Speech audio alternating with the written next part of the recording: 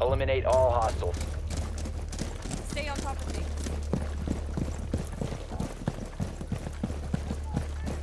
Let's see them right now.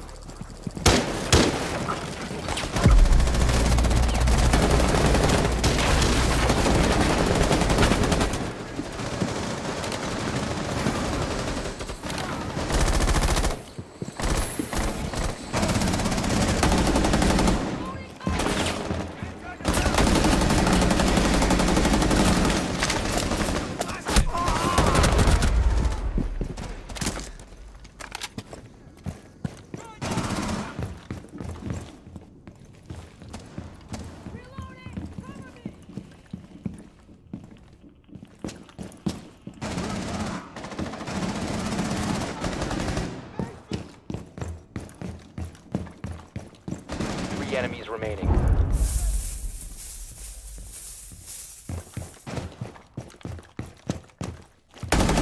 Try hiding now!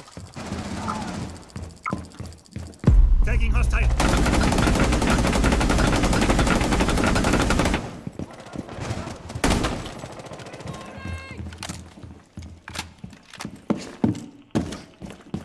Now's our chance. Press forward. Changing legs! Op 4 eliminated. Friendly mission successful.